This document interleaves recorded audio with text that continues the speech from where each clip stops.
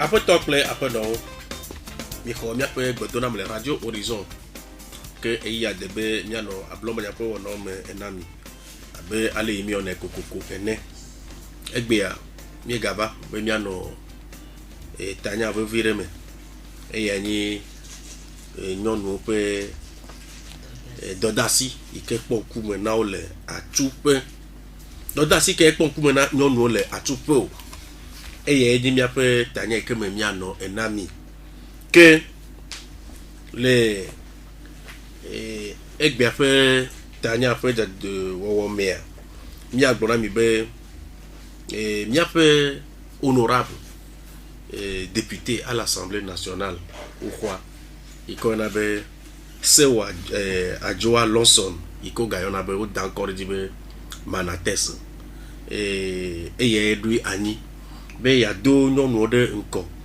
le e me ke dodasio play general lo aussi là et akpado mi bune ke egbea eji be ade ya temegbe ne egbea po wona ike anon sedo nyonu anon chlomenya now to ona ya me ela bena eyo no assemblée en po nyonu pe dodasi klo pe general vo gbe atokela akpa me miano na mi enye nyonu pe jene o pe dodasi ke pon kume na ole atupe ike awebe atuape la famille eni be apo me fa miape dukom ha afa na po me fa dukom afa ke kure susu yata nyeko nyano enye arlija esi enye simono lane rachocho noro kusi dio d'encore be AFCP association des femmes contre la pauvreté enye rachocho ke pona ruafade nyono fe akedada nchi eya lezime na nenefe egbefe wona mieko miano madame Agboku Adjoa nyonu fiala gadeka le miafe esiontume etoke le chevie davie modiema mieko egbanye mebane nyono fe rachocho le gadeka emegba wa kon nchinami mieko miato vevie de ka ona be afoto agbeme kosi enye pastor na hano foi que o d'encore du MRCC temple de la gloire MRCC temple de la gloire et no vi oni ko egbea be miakata mia dure me po mia ka me po mia kpora benare to dasi ke po nkume na nyonu le fe atufe ike awebe atufe afa afo mala fa nchafa ano afia me na nchafa la fo mea yo sugbon kadwe nchafa ba agbagore ya fe eduko amen ke nuka ekpo kuma na mi o leke nyon aho amojo na esro leke wa bu esro do leke kokoyenye na ano afia mo wa kpo kokoyenye gbo leke nyonu ado aba na esro ne sro akwa kwaji ano joel alo nto era ado ya kado ke ano enyono a ple efe etasio odomel leke confiance mutuelle nyate fototo ano nto afa kpaji e wa no nyono ka kpafa kpaji e awebe afiam afao de kaw ananyo e ye nya tokwe gan yo ke me mi adro mi akam po mi ablo me po mi akpo le ke ba no do e neni le ya e me gbe no po nya me para juristo wa ha ola va avant nya mo tutu le e yibu me voilà le gbe me ya mi le akpa na mi ma ke le mia po morado ofia novi Florent Kodjoche e aja sire no di biate se mia gbe le jipe ple ku sia e nya bia so a wacho mia novi mia yomoto mia po dotola mia po subola mi yokobe tonton Emmanuel Teuya des vieux plaies chichi au holo macho bon pokpo ya do pena e bia togbe gare kale kaka gafe achave ni gba ji e ya ni togbe gba gichi ko si gbeze 4 e mo lo ran le bia fe wona ya ntio ne mi do kwa egbon be isana mi anko ke ka je gale to jira mi do gbe nek to he ple fo to ko vieux katan que ma gona nya popo nya uzolo nya fe beto de via o eni chobe do nya le dodilo mi do fora mi vient nya we le ke nya we du comme la fa o do nous azonio e o be mi do tukara na mi ka di mi le pesoso ate do nya fo ba bia onchi alo me ne maya que nya fe amape ko fe be mi sema ma de kukuna nye moradola be wacho hagbe via de nami no wacho sume vie afie nya bia so wa do agbo mi se hagbe da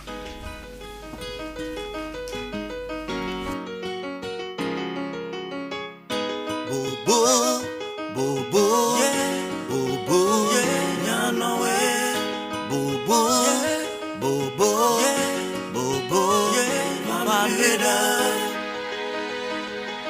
la femme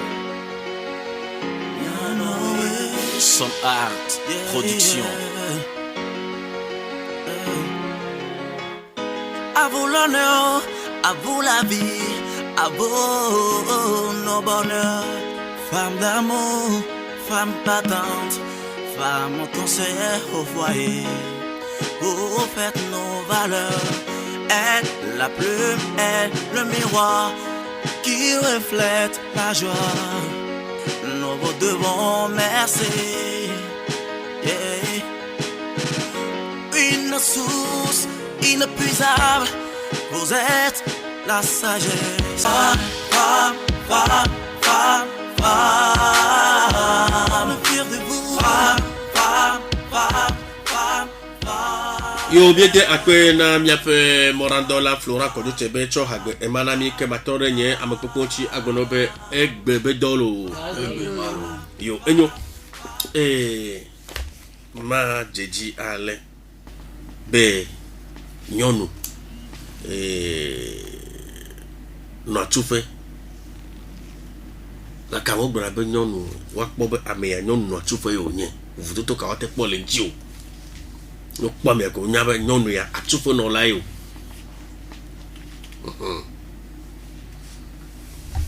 akpe nyɔnu nɔ asuƒe tutu gbã wola kpɔ nyɔnua be nɔnɔme ye gɔme be epeke be ɖo ke ŋgbɔƒe de srɔ̃ evegua ye be nudodoa eɖena fia be nyɔnu nɔ asuƒe etɔ̃gua ye be agbenɔnɔ ye be nuwɔnawa eɖena fia be nyɔnu nɔ asuƒe akpe asɔgbe ana pastor tami la sɔ de pe le ko anya ba nyɔnu ya atuƒe ele atuƒe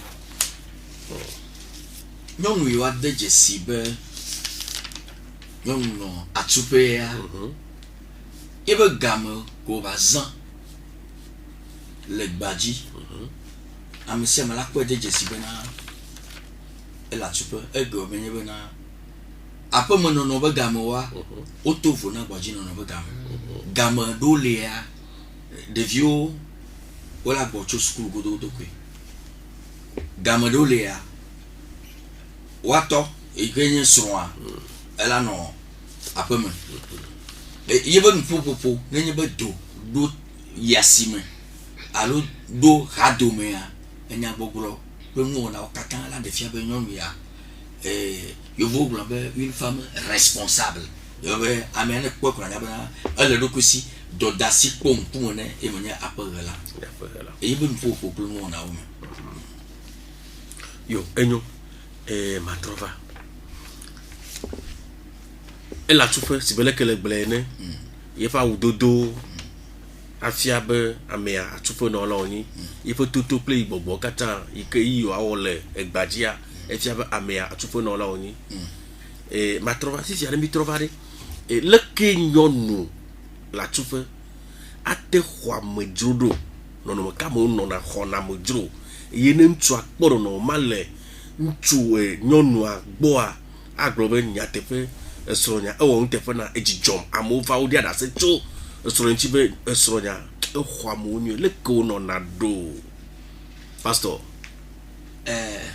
enya ma le bia enya gã ye enya menyi dona mkpe mi ŋutsuwo le ƒome me eye ŋkume la tsi sɔ ɖɔ egɔme nye bena ame mi kple mi le dua amea mexɔ amedzrowo mexɔ amewo na wo amedzro xɔxɔa wozɔ dodo na amea kple attitude nɔnɔme yi ke le tsɔ do wozɔ na amea gaɖo mo ŋutɔ tsa ame la va le gblɔ be wozɔ ɖoa amea ma dzi be ananyi o elabe wozɔ dodo na amea ale si be tsitsi ɖe ame ŋuti medzi be amea ne va ale le do wozɔ ele ke le do wozɔ ne koa ela nya se ɖeka bena be adade bena ɖe kpɔ ɖe axɔtɔ be ŋkume leke ekpɔe be ŋkume ɖe ke be te ɖo na exɔa me akpɛ yi ma gblɔm le ma axɔ amea kple dzidzɔ aɖe wozɔ kple dzidzɔ ana zikpui amea kple dzidzɔ wozɔ kple ago wozɔ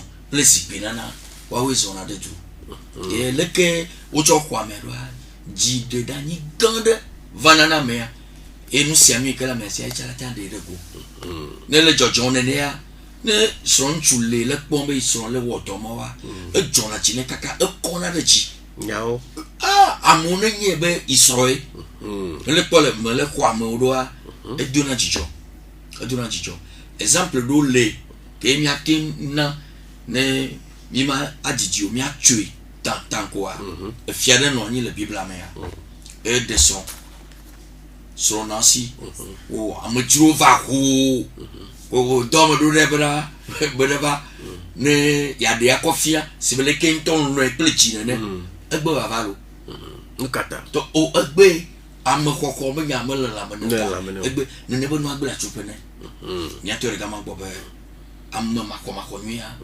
etena ɖe ŋutsu dzi kaka ŋutsu abe nɔnɔ be degré ke be ɖona nyɔnua edidina mianɔ miatɔ gblɔ fi la be amexɔxɔ nenye be ale amea xɔ amea nɔ ga amea ge ɖe aƒea mea ale nyɔnua xɔe ɖo nɔnɔme wotsɔ xɔe ɖoa ela wɔe be ela gblɔ dzi ɖeka be atrɔ yi ma gba nɔ anyi o nyateƒe pastor be nya yi ko gblɔa nyateƒe ekpɔ be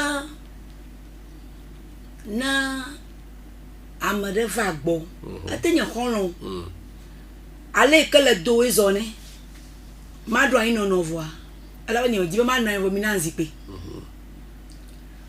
la te va la ɖo anyi nɔnɔ vɔ ale ke le do wezɔ nea la be o nye me dza na anyi o ma gblɔ nya ko ne ma dzo ta amexɔxɔ ele go geɖe me nyɔnu ɖo la xɔ ame ne srɔ̃a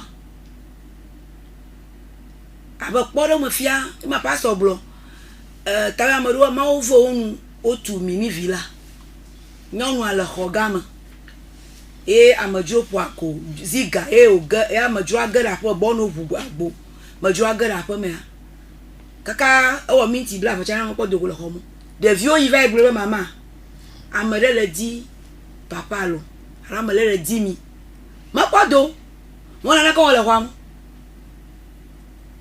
ame ate nɔ kaka ɖo ma da ŋe ɖe ne va doa miagblɔe ne eɖewo nɔ anyi kekekeke ameawo tsɔ zikpui ne wònɔ ɖe keke nu kakakaka miniti ɖewo va yi vɔ kafi va dogo zɔ ŋkume yikɔ dogo le xɔa me kafi wo zɔa enya kɔ ne me kpɔ me tia gblɔ ne nyi be srɔ̃a di le me tia gblɔ nyɔ do ka trɔ to feedback adzo yi megbe do ta dɔda si nyɔnu be wòaxɔ amedzro le aƒe me ne ganya ŋutɔ ɖeka koe le ha eyawo ne xɔ amedzro ne nya gbe yi gbɔgbɔ yi kɔ xɔ na amedzro le aƒe me ke dɔdasi wo nyana nyɔnu be ne xɔ amedzro dɔdasi le ɖoɖo nyuitɔ me ɖoɖo nyuitɔ me xɔ amedzro ne srɔ̃a ka anye nu wònyo mía dzilawo ɖo la fia mi wòla fia mi be leko xɔ na amedzro yi ne me nya amedzro xɔ na aƒe me ate amedzro xɔ tsa le dɔ mu amedzro va di le te yo service wo gbɔ vɔ me nya me ka ŋkume yi wònyo ala te gble dɔ ŋutɔ tsɛ nɔ c'est que pastor gblɔ egble atsuƒe ɖe ame nenea ala te gble dɔ nɔ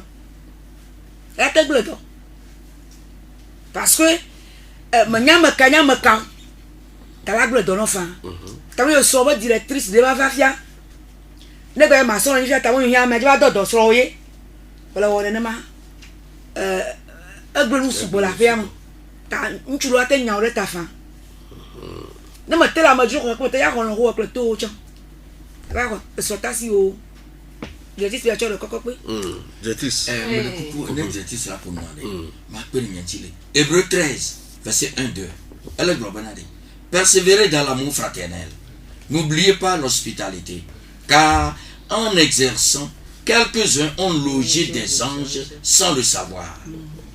Amodo kwa mojo kaka ho, maudola, ki o monyo.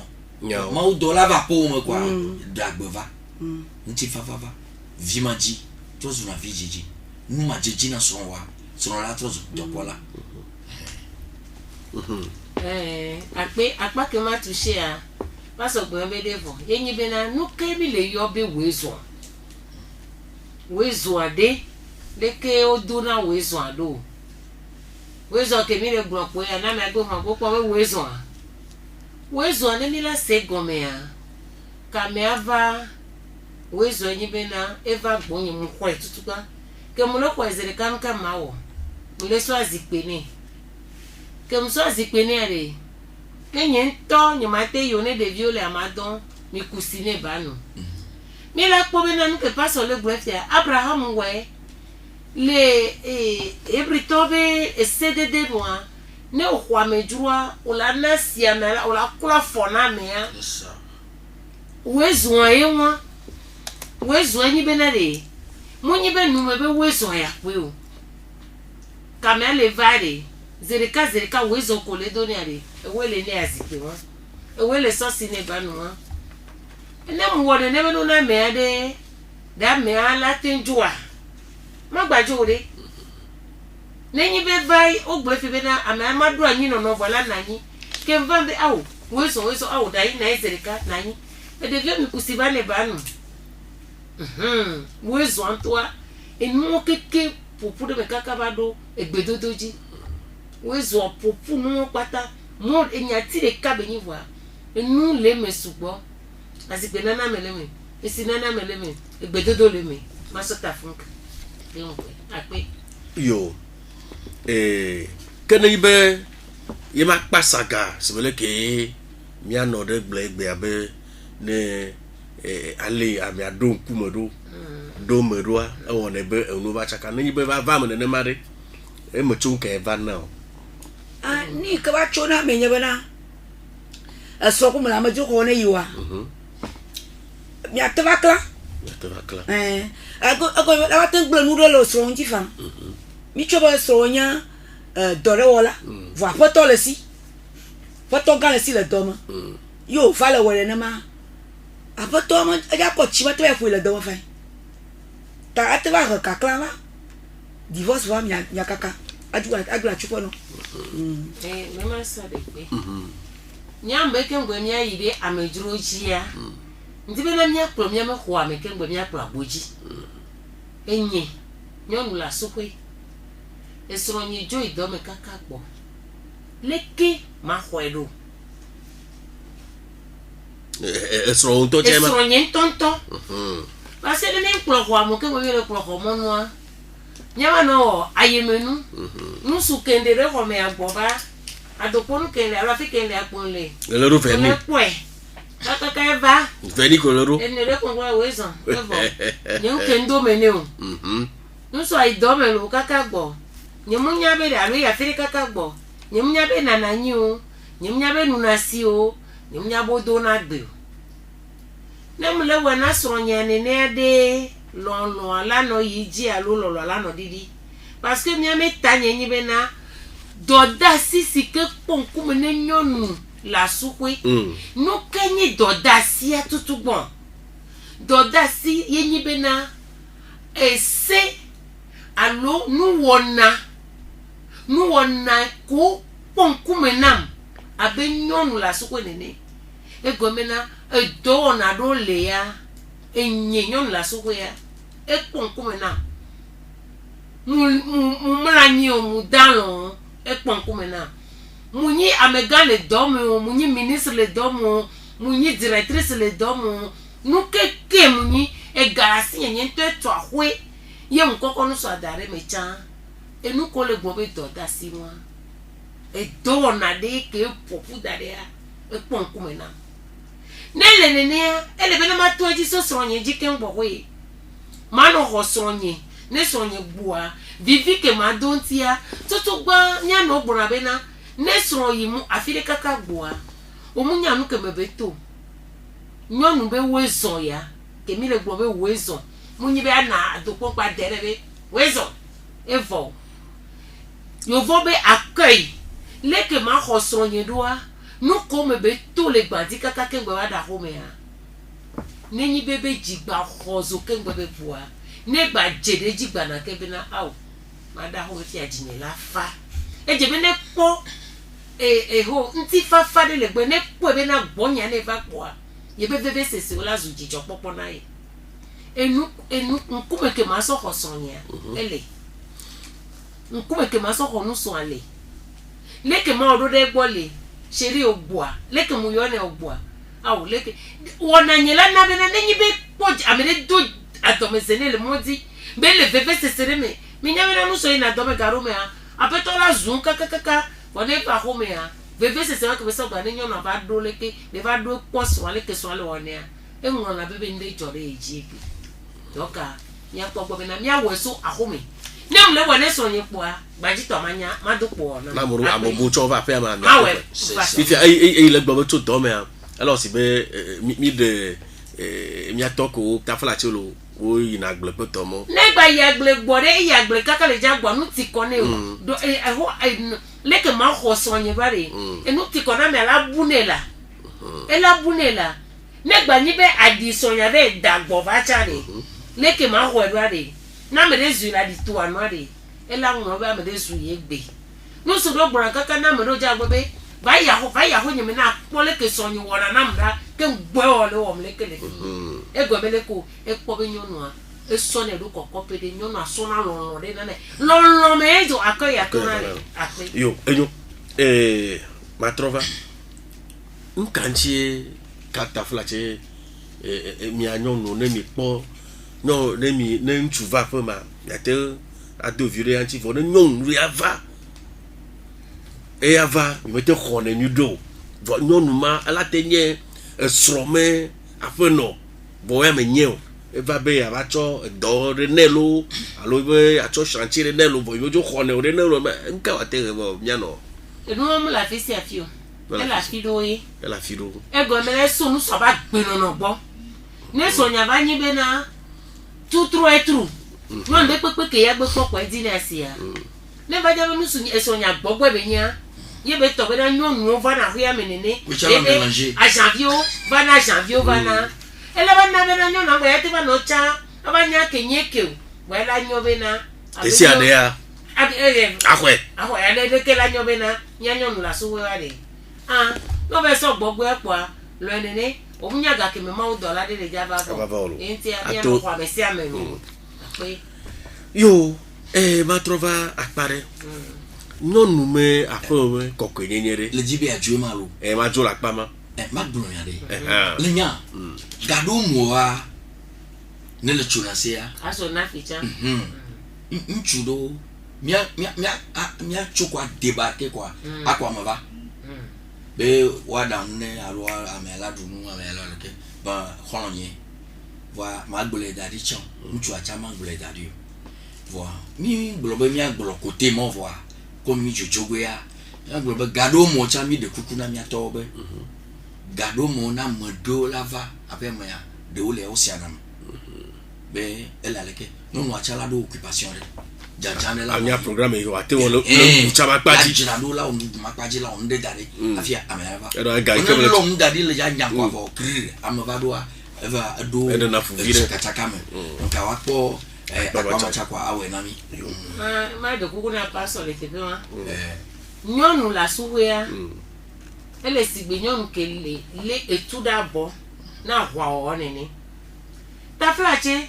eso nya cha yi wa mu du e ba na le ja pere do le ja vo va ebe jo clear leke ma tengbe ore ela kula me ave ye tepe wa de ye la na be na nu ke mi la po le fe mi la po be na ele na nyonu ke be nyon le sigbe ahwaoto etu la bonne dane bena no be esogbe po ya tu ko bela odo bagane ye nyi bena le gbolo yo gbagbe enu wa le ja gbo bena ye mi la gbo bena nyonu be kokko nyenyi nyonu ke kona dana de ne so aja plame onya pastor ta fla chelo ola ti ya fide fide ya to pastor de alo pastor so la na pastor egbe ya ke npo a ma jesi akobe kotokoto va so bovo ma jesi akobe kotokoto nenyi bena nyonu ke la home na wa be to bena ka flalo ka flata flate nyanyo ndole ne mi la home ne ke atutu gbande ona be oh mu de stronvo e pa me ke gbale po mo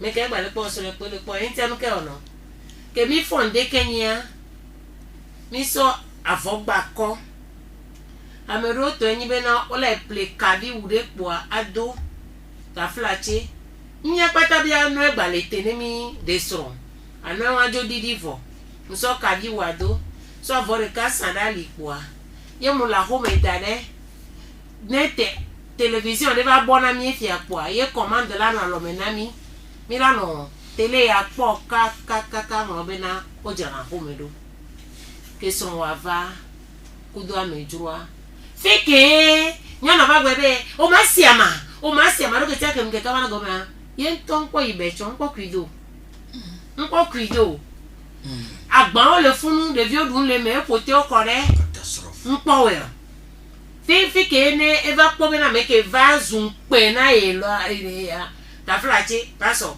enye nyi so fifi ye nyi mo ne benu bo ha me vire won po mi no afide san ye ha me dia po be ya ba je si mi agbo ye be va po le no me wa me are npe ke ja pe ma ba lo ekoro ya je obe na ewe na bo nyonu ke jirana do danade ne ba ho me de nje si nyonde ne so e kaka java nu so amusre se anova e ko na mejova na bere ka bonyo na ba do eji bia be na de o sonyi mbere nu ko jo na le ki akuma no ja kwa mejova kwa ongro na mo nu so abere ne ele ye kwa me pe be ba je si egwa ajika mu so na yo ego mbe na enya be na eya kenyi so a e kona yo mja be fi la ba pot a desizele photo ime afu de vi ba wule azipe omu doka enu okeke wa de ehia nyame kokko nyenye nyonu la supere e kona ento be na nyonu zanzere enyi fi akuku ne soa ko be nyi fi akuku ne soa de munyi be na de leko be nyonu azaro nuso anya be na gari pepe game na eva kwa menjuro cha nyonu wa sogbe ola mi le gbon dudu be nya ola we be sesi gbalo ye be se ya gbalo pa tuku sabule ku je achi nkwa to bude kareji wa menjuro la va e so nku de la dunu de nuso la dunu amejuro la dunu sigbe ko kulo taye o mene be dunu ne e so le ke onyinyo nu zaze egbo doka mo ibe nya no bo nyonu zaze po nyonu zaze nya o zaze loke te obi nyonu zaze ha e fona kaba enyi na metuba ke fona nya me pote ke mala na yin e po na ho be kokko yen gbo nya to be te pe wanyere o pumpo kuru kokko yen tin to ape mpompo yo ke kokko yen ma nyondo la jara ima po me gbo pourquoi pas cuisine agba me puto mo ela po gbo ma cho da de vioji kokoko bona e ko la we nya no ma trova pare fifi ayo le ka obena ojra o nyondo na bana ntu gado mea a barora o tro na kola do ikemene kola 3 nchola ja be ndo ja na nyema de enye doda si no nyonu be yela drelo alo ye ma me gbo no vi kele le gbo yela no barona ntua yo akbo e toji no le toji a nyata fo nyobara no vinya dirtis blefia be yondo la ko yondo la jaro dale bo segwa no kokko yenji boni la ko ba daria maro chone bana bona da sinyi bo nu sen la fama do ko do ma tewe do ko do ma tewe nele zipino le do ma nyabe bona jogo nyabe jaba jo bona la kwa chulesi bon mo po ada banu ya klosro yao bon mo po mo kala chedo ko eko no nyonu ala chedo ri Kayeko. Chane na bogo senye le reje do nchu atole te do aba mi. Nchu atole do aba. Comment nous be watasi bonne be La ka bo la do aba ejini person le mama. Tamunyo hi takufi nya person mizana. Bonne be lo poma. Tamunyo hi nyonya la ke chama glo mate manyo mala tepo nyao ba bonne be do aba gbere so tonto la do baba ajra baro den ma ke nyonu do wonya la ko do na ba o chore ba la ku yi gbe wu aba ti fo ko re ji la ke kwa le do aba ko su da fun gbedo ko do aba do mo lo ara do aba na sron même on to croit le do aba le tutu ko keke faut tenu le do aba le do ko mo kwa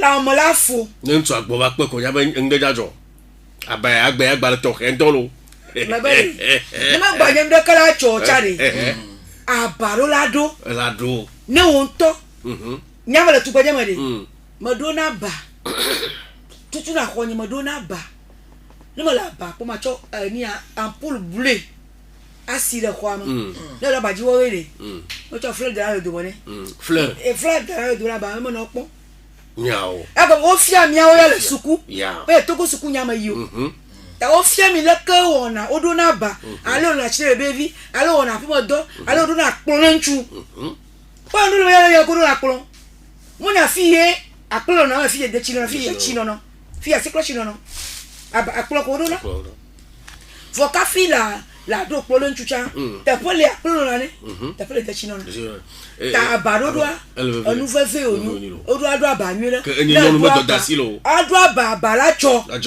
o pa manya ba mari amlojo ye na mi ka so mi mlo ba ma de so to la ba cha pon kwa sere ka o to le gbre ba na na ojogo na na ko ba to se mi mlo ba jia ncho bo su ma fa anya bo no nu do aba ne fo yo ndo cho ba na ma gbe bubu afo gbe do aba ji fo le ka mlo kwa abaro la ba do ma ta nyama glo ba na la don ku de jina mi no ndo fie yo ndo wa enye mi fie yo no cha ba do ayo paso ma ro apa abantu ene e ba ma bia bana de la tasi le gbo fiare vi o le mi agbo àwọn gbo no vi o le mi agbo re alo mi on to mi avio la de mo ne be kokoko àwọn abaro no wa lo soro we la do no wa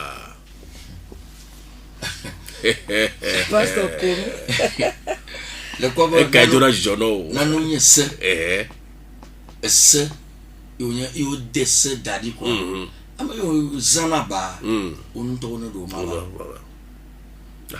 so de ba ji mo la wa on to wado waraba nyama do na ba on to lo na to odu na to do na mi ama ba ne fu na ba ji fo fu dia mo nyana so ne cha nyana be fudi but the kuku gare be enya ya ele vevere be etoji no la de la fire ya ne se be mi won funa fio hado la o de me yi na do mo bona va na to bo le do aba to aw me se mo na yi atiya chacha ji mo mi le abai odula o odula vuvi atiya bele bo dara yin ba abai amabuma we ne amabula we ya aba benya etrona susu egena jijo kokore vana egena no mere sele ke nya da gble fia be isinampul de ne ya nya tepe ne siampul de la kwame ya ba jivoa do kola de ya ne do kwame na nya sele ka be yinde le do ko ejira ndo jijo kokore magena vana ambabuma we vona mobule we ya la susu ntu ala susu be amema yi bon ma ile won ko susu ko jona da bantia ne ba le jo chon nyonwa bon magia mba undane ne nyonwa yento no baba ele va ver yo afoto kwa fono mtiwe magbon be mi akplo mi ro nue le mi afe wona ya me mieva be mi ajrando mi akplan mi okata mi le nkpla imi kanji be seto o le plomiro o le semianko ta nenye be eyi aba ta bia ta sele bia ka ko monchi ne mi oha mi abia enya de ka eviare mega do ku jere be nyame nyano les assemblées nationales Tchanvaya honorable député Sewa Adjo Alonso ya Manates ya Duina Nibe ejebe miano kholo miame nyonu kure do no me yonchi ne affaire me no atemafa miano ora ba nya lasio abaru do be nyae be bon allo be bon la do abama bona eva ja pere mi anti menye to enyi doore akpama me toyo menye to yon le 7e tocha e khoke me kudo so mi mona mo lebe bon tocha ba kule nani o to la kule ya won to la klone programme ya ni to la klone bon ma kule na mode ne bon ma kule bon mu jiba gba bana mode tutu gbare enonye gbanya rebe na re amento be no jamla examia kan o jamla ani fike kan o jamla ejebe tepe eni tepe kokwe alebe na eni bo mla ni exami ye be ba to be na gapo be na ola juare ajo le kokwe nyenye de me lese nyame fia ejebe ajo le kokwe nyenye de me ajo no di me a enyawa ko gbun e wona be sister esi eto asinyare ba baji vobenya ta flachelo ta flache nyanyo ndo le mi te kro arushi da baji vo enti e gombe abati fuacha elona di kaba elona di kaba voa e atire na minya nyonu do na ba nenu so gbole ke ade alo mu le se wa lo laso sirika munyi be na awodore pe le di olu mana kpore ndesia mi ngabe mule doro kweretio kem de sro tu gbeje nyem mde sro le abati me fe le hwale no mudu abacha no va no pocha po a ngba do na jesi be ne ngbedu aba pa le sro ngbedu ho me po a emro yaji ne mreji ye be tuku ye be to be nyem po ba do ho ame lo mele wonde kaka manova emro ve gwaji ne ngbado ye yeba bi ebe ne ko le tuku abati ame ve pata ebe de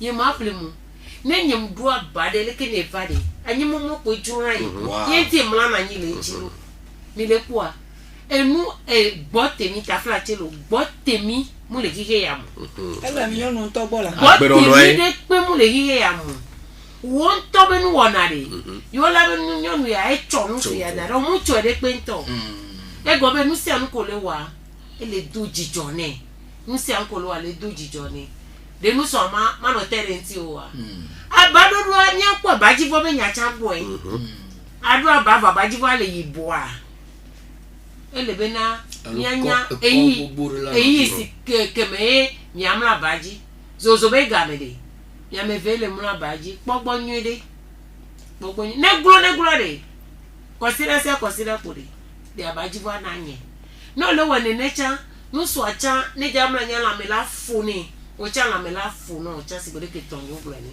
abadodo mi de mi agbo afire pe de fimanti manya zamo ko do na baolo o ndeke me abale mi gbe fola baji kwa no we fo ncho we fo kwa ara tro jira baro abeti no sa mo yo tro ko tro jira ru yo tro koko ara tro jira baji fo aro atro do aba madula gbo zamo ko ya do aba e won do aba ayi ncho we fo gbe dogo ko jo ichire ba ko re doda sila sila ya do aba zireka ene ma yo lema yo zamo ko ndo aba re o jira baji do yo enyo maji ma trova akpare ni be mile dodasi nyonu fe dodasi eva bebe nyonu ele yeko lohwa ejedo o yabela ba no egbo dodasi ke ekpo nkume ne me nyonu andre lohwa gbo alo etua dodasi ke ekpo nkume nyato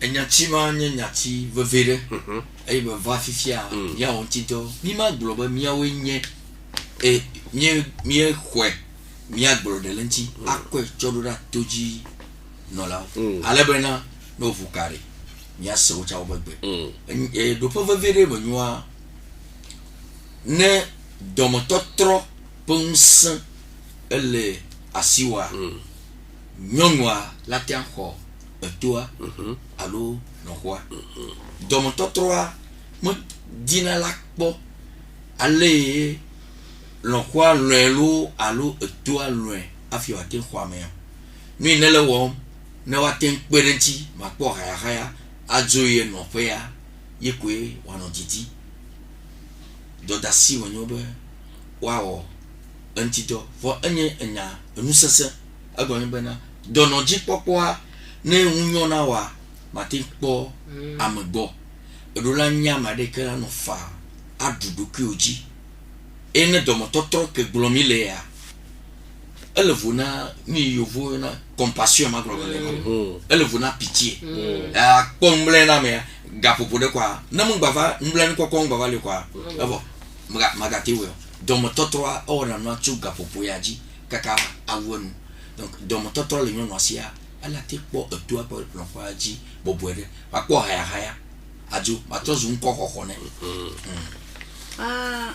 ana kpora undaka amale chibi fia nyade wa pastor bro ala maya yo ame anko wa me la ville e magoji meyo ni a noa ntwe no va no body ne le po ple son la femme ya la be nyɔnu atsaye ŋutsu aɖe kpe ɖe srɔ̃ ŋuti asusi wonyo nene wo keke wo le ɖeka le aƒea me lɔxɔe ma viwo keke ɖe kpɔ le afi me le akɔsɔ atsusi wonyo le aƒe me yi ke atsusi wo ke vivi la atsusi wo ke le wɔna dzro alo nyɔnua ŋutɔ dzi ŋutsu nyɔnuviawo alo ŋutɔ dzi wo keke se yi yɔme nyitsɔ ma ne le yiwo bo la aƒe me ya ma nya be ŋutsu be nɔ ye lo nyɔnua be nɔ ye voa bɔvɔ to be pastor gblɔ fi ɖewo lia lɔƒo me di akpɔ lɔƒo vi akple kube kpɛtsawo game ko ɖe nyɔnua me di ɖe akpɔ nyɔnua kple ŋkuwo le va dze dɔvɔ ye nɔƒe me le ta ŋutsu le blisi akɔ va da ɖi ke ŋutsu aɖe ƒo na esrɔ̃ ŋutɔ kafi wòate lé be nɛ vɔ dɔdasi wonye nɛ dɔdasi wonyo ego be lɔƒo le si nɔwo nene ta le tso gɔmedzedze ɖo adzra nu ma ɖo game koe kpasamasɔ le nɔ anyi tso gɔmedzedzea ɖo adzra nu ma ɖo vɔ afi ɖewo lia lɔƒo ɖewo tsa wo sẽ ŋu numa ke lɔƒo vi ɖewo tsa woatsa wo sẽ ŋu ta nublankpɔkpɔ kple dɔdasi wo to le wo me c'est pas dit agblɔ ne nenema ke ame ɖewo nɔ be yewoawɔe gake ŋue le wo nyo ne kpɔ le xɔ tsa wo nu wɔna wa wo bolo nɔ xɔ be gaze kɔ gbe sia gbe la te nɔ kɔ ma wo bolo kɔ nɔ tɔ sia la te kɔe alo ke ye ma le ya trɔ megbe do zɔn be ma wɔ kpɔ de leke ye kplɔnɔ ke le nya kple ŋutsua domea ke be nu wɔ gbe le gbɔna zɔn ta fi ma nya sugbɔ le fi ma nya sugbɔ le fi ma ŋutɔ akpe yo ke enye dɔdasi ɖe nyɔnu be ne etoa alo lɔxɔa va egbɔ le dɔ le ƒe akpa dzia enye dɔdasi ne be waxɔe egɔ ta be yo teƒe me le ŋutsua si o alo edɔ ye ŋutsua la me permit ne bena wòakpɔ mia dzi le aƒe fi agba do asi ɖe lɔxɔa gbɔ alo me dzi nyɔnuvi kpe ɖe wo ŋuti o yi ɖeka ko dzi alo nɔvi kpɔtɔwo le afi ɖewo ye koe le dua me donc nɔ le kɔƒea le obligé la kplɔe va ta eɖo agble le nyɔnua woagble se le xɔ me able nyɔnua ɖe ŋuti koa eka be ela wɔe wogble nyuie ɖe fia be enye dɔdasi ne nyɔnu be ba kpɔ lɔ̃xɔa dzi ela kpɔ dzi le lãmesẽ me akpɔ dzi le dɔléle be game gba mía de kuku tsã bena de mugbeke gbodza va wu hã ɖe ke ŋgbɔ nana nuɖuɖu hã Keke boja wa so ha be ya wa. Ke ngba ba ne bu adani. Ya lo ho alomi lo ho are. Mi tasi ore. Ya cha mi anye be na re. Leke amede kplo mi ya cha va dadea. Nene ko mi me vi cha ve kplo de va ye wa. Nemi so mi lo ho yo vi o so wa susi. Lo ho do le kakalava aputu me na lo ho yo vi. La do degré ma. Edo na degré aputu me na lo ho yo vi a. Agbonya ko mu jo adun kaka dun ro na nyum via be famille me. Wa de lo no kinyum via do ne viata. Ona nanyi, ola elagba nanyi. No le wene ne gbekegbe ye nkeke vu eva do no de. No va va de. Nek na me aba le we no, ya ba le wo nwe de tepe na wa de. Nkume ko ja so do. Tutu gba ko nto gba na de. Obo je ba nanya, agba wa no mama ofo be nke a. Ma gba te wo ke ti ala me ngba la si o wa. Amele ja le ofo me ja le o ma me ja le si no. Ye leke be ja no do entia. Enyu eto a entia be leke bibla gbo me na. Ne la nyua mine no ti fa me kwa me se amede. E la nyo be na mi lo ho mi tasi ode. Mi no ti fa me ku do mi atasi ovio. Mi no ti fa me ku mi lo ho ovio. Ale be na ne nkeke vonde vavare. Ne nyame nku me ngba ba o down. Bo nya me ko ogbe fe be na lo ho ovio ku do lo ho a. No po o la so be na nyonu abo eji. Nyonu via nene. Edo nuku nwe dare ye be mi ye be se ku nwe bono me do nuku vu ya ane ma oba me be va gbo wa enyu la ba mi ono pa mi ade kuku na lo ho yo bi de si ade ke e be je kwa bi de ga popo ya me le lo kwa ba gbe no ta de ta se ba gbe no ta re bibla be na mi o mi gbagbo be na ehun mi abia hon ma we bia na hon mi ne so nyue do vo te pe ne nya me futolo ape Nyama kopere me danja to viti kurere. Enya bo nya lololo. Elle vice versa. Nene ma ke lo rodo lo be yo ko lo ko be lo ko cha sana. Na lo ko be to aje do ka gbere. Est-ce que lo ko la to no bo? Eje do cha eji vie. E to no bo. Lo ko vi la fo lo ko. Pepode. A convocation no ko. Lo ko vi ma. A ko ko justice. Ba opo dechi. Dechi aya. La ko lo ko vi la ko dechi ado ya. Enti lo ko zu atusi ozu ka oto. Fi fia lo ko ma be ajivi. Alo je do lo konjire.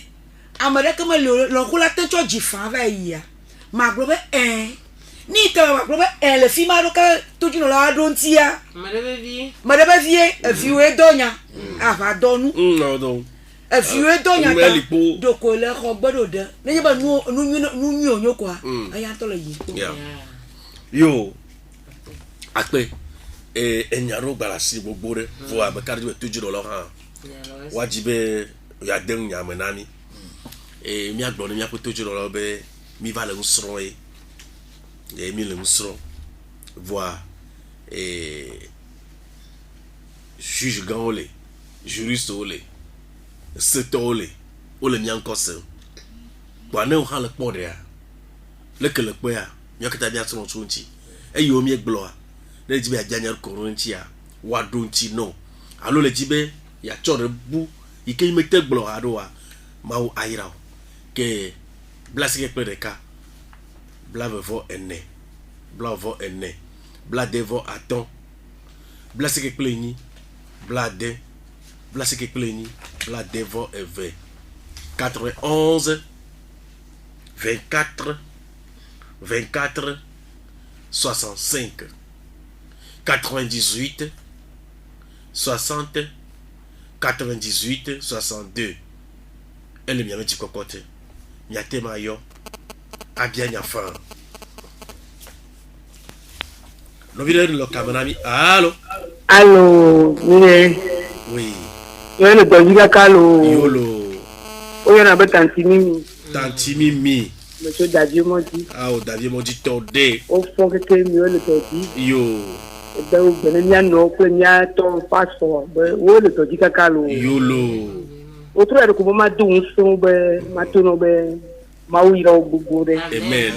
ala be nu yo nye tomati nya na nya nyonyo yo budo isia kata la be pantalon me game mi ba le avotata eve abla nchi me bali o ta ngero trogo volle gaido le ta to mo pa menze me la nsianu atroba tefe enyon la nya me ta do jinu inti obo de so bo nye ko be me pontua o to tina ko me be de o ve dieto mi le bon me agbo won gba nye bon ni ambe onye do pe no di ko do pladio nya da si nya me so de bawo me nya me do pladio me gbe ke zanyo mi futu ezan anu la ti ho amena de vio chama do pladio la ba nya ma ba o do a menyo awe be do pladio ko me so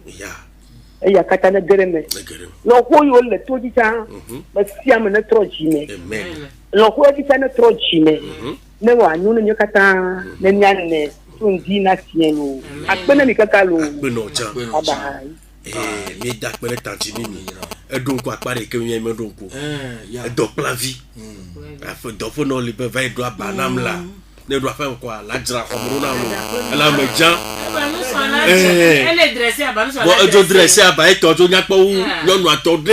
Nous va Jonna. Non, il est quand même. Allô. Hello, bonsoir. Bonsoir, tonton. Bien, je suis encore petit de Yocho. Yocho, c'est bien venu. Ah, tu es bien venu. Encore. Yaovi. Yaovi, tu es bien venu. Ah. Il y a quelle action on a mis? Oh, ni bede. Epo ikike traole. Ntia no bati ntrabo. Ntiaba. Amekaba no, untu abano a. Ntiaba no ntiaba. Ntia bo metran tete daro.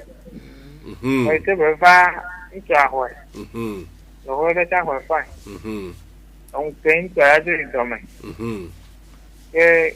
No ho via no ho via kun cha odogo fa ya tie ntiajo.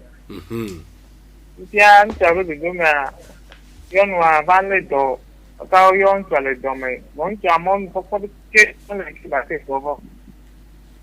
Me ke pas le demo. Un noir. Ntiaba tro. Ntua to mo so ba le do. Male do. Ibia ntiaba noa. Eya black ba we do ire so me. O di ame ya fo bo ja ye to ti ala no kai. Eya black ba do. Tati ko lo ho ya dia dare do ba ji. Ataka ntiaba ho lo ba me na mo ba wo so na afin ti agbo to do mo ba. Ore menebe no alo te den no nyesiare magate de mobe baga va gbonye na tuafe a yo OK mi se me ravo c'est que nous sommes les bidis vidéo noé parce que et nous va et sont à jedo que sont à jedo me perenia et nous a do agba kwa jo le nyo ni nyo no achi amobu ba si kwa no antoto ke di won ya gba te lo abere ino ma na baba igbo ke wa no ma ba so be na me kho via o la ya me kho no alo eze ibo ma pan ya to ni so no ala ba eze ibo ma pan ya 91 24 24 65 98 60 98 62 elle no vile kamia ko alo mi Majesty ko pe fie de yocho allo Majesty ko pe fie de yocho Jeanne. Jantre. Eyo mi chofika. Chevie Boagba. Egbe na jivi le sia. Yo akpena mi kaka mi awole dojiro. Awole do. Ela jojini le émission yare. Mi abatro abatro redivision. Aha.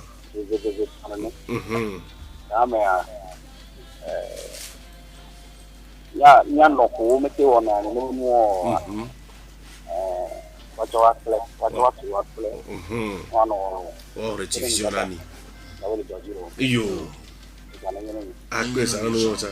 Ebe gentry. Peintre. Peintre ma. E ya benare. Émission ya. Miatoro nyawo redivision na mi. Komando ya menya nti kala. Ni cho samedi à 10h quand do gawe via. Oja redivision lo. No bible kanya ko. Allô. Allô. Oui, ma desi ko profil de yocho. Damasan lo. Oh, Damasan le ko ni cho be deux. Dan chala ma dogonen yo. Yo. Abado do ma nyare. Baba dia be nyamo yo fona da na mon sana. Papa ajo mle na lodo. Ye nyamo jo fonduare. Papa keke ya la fo nyamo jo tomon sa ale ke nya do abaro. Ndito ema. Como yo modelo va do exame me. Ori, on bona so nsa te ya kaba. Nyamo fola papa goya do tia baji. Tia baji e Ko be ya da dobe o ma do aba exame to amonyowa. Ye wa molanku do fima. Aha, o benade. Exama o la do ivoire, o do no mi o ne ngbe kendi kwa o la do ma ke bi exam o gba tro jero. Papa do tia baji are. Ah, o la dengbe to nti no lo. Akelo. Yo. Damasan, allo, Damasan. Yo, enyo o la do nya manchi ne. Nya che de don na me. Fifi a mi la do nti. O be papa tia baji. Voyons la fille. Iben we le ke ya wa pa ma. Nyama me de kaba nya lo amosu bolo. Allo, ba ji sin ko profil de yocho. Tanti bi mi trova. Baba ma gere me Damasan. Ya. Mi mo ko do me yo ni wura pe onye. Ye mo ko do mo onye. Na papa ti abaji de. E ja gbo ba ko mi ya lo. E de ko gbo ba ko ya. E wo bo to ma di abaro. Ya. Papa ta ngana no dollar ni no. Ya de ba do akire kore. E ja na pera manti o go me ko ni pera un to no nyano no. E ja na draba ma do tete. No no gbo ba re. Wa du titi bolibo. Ya. Baba yi lo. Apeno kaka, ma una yirao. Ma una yirao.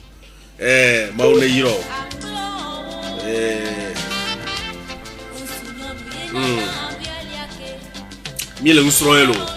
91 24 24 65 98 60 90 62. Donc, il camia quoi. Allô. Bonsoir, je suis bien ici. Nous bientôt non quoi. Aha. OK, il est Emi chofi kemo. Davier Moji Tore. O fonire o dugbono. Ah, mi fo gbono la. Yeah, OK. E dugbona mo toto o kikelo. Yo. Nyu no paso bubu tolo timo. Yeah. OK. Ma cha yena ni ko. Ndi ko ke ni le bravo. Ye tani le tron gbogbo le mo kwa. Ni le tron gbogbo le. Yeah. Ka de ke ko gbo nya tron recibi. Na ta ko nya tron no we na mi kwa. To ka mu ko mu ti le we wa. Wa ti no we no kwa. Yeah. Bon, tanti ni a bon. Ya mi ti ko la via on no. Donc via de California. Oh, nous va donc ma di John Antoine. Ah bon. Comme il maillot de bien quoi. Le candidat le tuya. Donc va trop d'accueillir tanti ni kero. Yolo. OK. Les amis nous là. Ne je mi akakan. OK. Bi adakpe. Mi adakpe. Ni ya no me van. Kwa mi ano ejini ato am kartibe. Ni ya no me van. Ma chomo ko pa gbona fogato. Bodoro no mi asipo bayi. Nenye be fogato lo toji a. Enwu gba tro je gomo lo. Ne ubo ba bia ba bu ma sala ubo bia wa blo manya mi so gbelo no ibu le kanya kwe. Allô toji no la. Allô. La didi mona radio a viré latéral et tisia. Allô. Allô ma jesi ko pe fi le yocho. Monsieur Bolomoyi. Bolumoji. Ma jesi ko we. No kure mere. Meke? No kure mere. Kafla nenyo nto mati abado o chude o to mati do aba. Nenye be No tu to le fa abadi o to mati do aba. No to le fa abadi ma te do aba ba. Ma jesi ko we. Kwava. Le Bolomoyi. Le Bolumoji o la ron chiro se ya.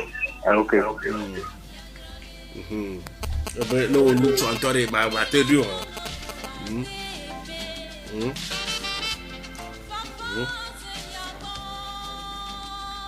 Non, vu le camion. Allô? Allô? Oui, Majesty, encore peu fille, Bonsoir. Bonsoir. On Tata Charity. Charity. Charity, yomi chofi kema. Mano gya potore. Yo, Tata Charity na quelle action namio? Aïe aïe aïe aïe aïe aïe aïe. Ah, Tata Charity, il y avait vu les cieux qui bien dans la milo. Hein? Il y avait vu Tata Charity ici au Djibi à Glonamila. La ville est calme, quoi. Allô? Allô? Damasan Trovala. Yolo. Le gars n'y a un gros qu'on est bien trop. Ni qu'on a mon gros. Va mon gros parce que la nuit a gagné. Aïe, on s'arrête de Zoma. Avec Gareth comme nous. Voilà, je parti de tout l'ouvrir. Parce que Rado, a watch apadi samalo kima be no mo ga nyoma ku mo ga do na wo ku e ma ko nyoma mo ka mo juro de na wo so la do juro ya gboro mo na ti mo jurado ha yo so ne ka ti gboro na mo juro ko ya don tina yo wala do chino bonchwa nyanchwa imetra pa amoro wo ga sia ga mo ko amojuro jova on de keme le voir là quoi me dire à pas pour d'autres border le Kenya me ma passe ntu bien ntu be nyama lo obi bien tebe abia be zaro lo no nyama lo nyama ji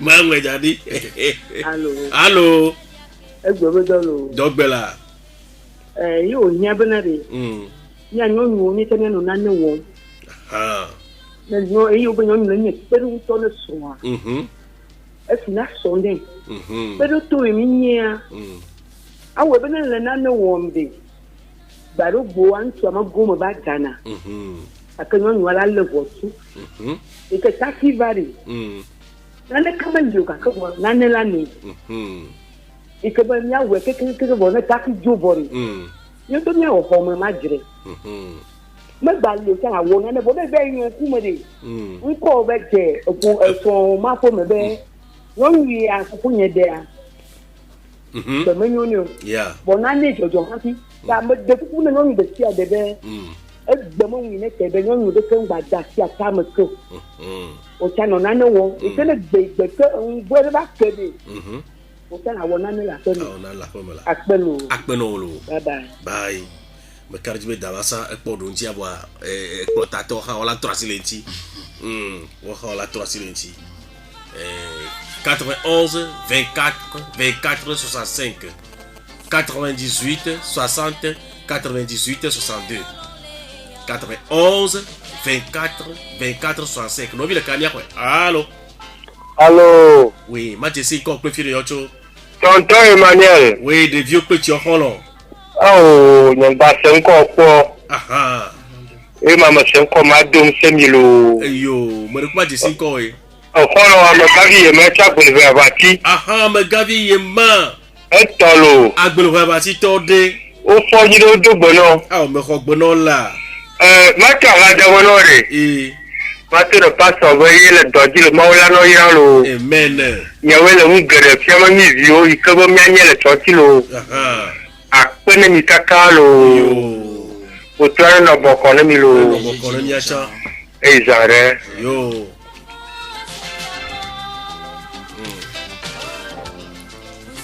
91 24 24 65 98 60 98 62